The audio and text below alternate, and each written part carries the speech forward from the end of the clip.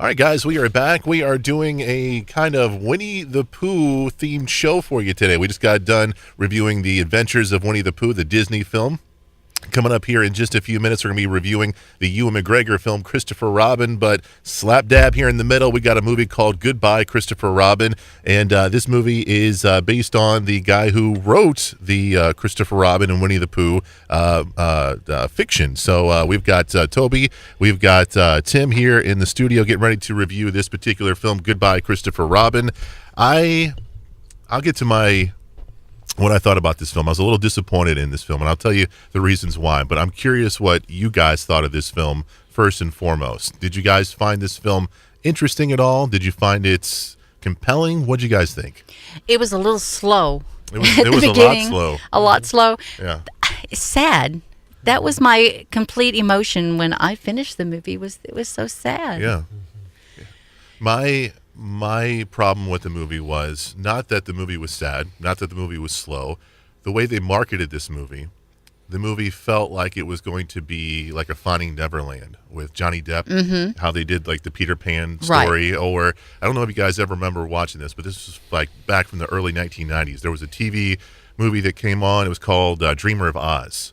It was starring John Ritter, and it had to do with the guy who wrote the Wizard of Oz books. Uh-huh. And it was very magical. It was very creative. It showed how the author came up with, how he came up with the Wizard of Oz, right, and how he came up with the characters. I was expecting a lot of that kind of magic and dreamlikeness to this particular movie. And it's not that at all. Not at all. It is dark. It is depressing. It is sad. There are a few moments in there where you kind of get that... you feel like, okay, well, that's how he got Winnie the Pooh, and that's how he did this, but it's nowhere near being a happy movie. Not at all. Not at all. Tim, what did you think? First of all, believe it or not, I enjoyed parts of it. I thought it was pretty true to the storyline of the book, and it's an incredibly popular theme since 1928. The overt British accent for me was a bit hard to mud through. It was really kind of muddy, and Sure. We had to replay a few things. Could be, my age and whatnot. My hearing's not what it used to be, but I found it a little hard to understand. But yes, it was kind of dark, and especially parts of it, like when the character played, the Christopher Robinson character went off to boarding school, and how cruel his classmates were to him. And basically the whole storyline of Christopher Robin character kind of haunted this boy through his whole Sure. life. And presumably he was killed and whatnot. But anyway, I don't want to blow it for anyone who hasn't seen the movie yet. But he had a real problem in his behavior and his attitude because he had this marketed brand on him his whole life. I suffer from PTSD myself from the Navy, and I could empathize with the father's PTSD, only his was much worse. He was a combat veteran, and I guess World War II, I'm not sure which. And his backstory was kind of shocking. What amazed me about the storyline was that A.A. Milne had brought so much joy to, my son, I raised him on Winnie the Pooh stories and the books. And for the main character, Christopher Robin, that was not a joyful time for him. None of that brought him the joy that book brought thousands and thousands of children across the world. Yeah. And that's why it hit me as so sad. Was something that brought so much joy to the rest of the world was actually, it was like something that hung over him like a cloud his whole life. And he completely, at the end of the movie, they talked about he never took any money from the books at all. It was just like something he wanted to completely separate himself from.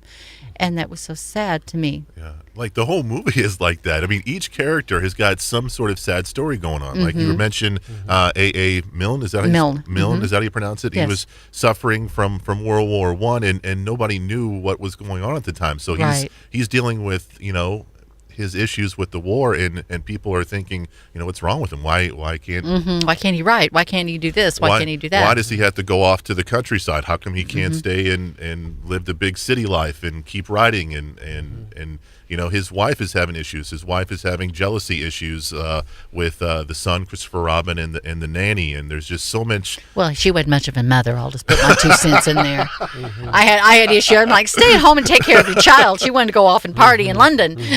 True. So what did you think about each actor's performance? We had Domhnall Gleeson, who played A.A. Milne. What did you think about him? Do you think he did a good job? Yeah, for that character, dealing with the PTSD, I think he did a very good portrayal of that.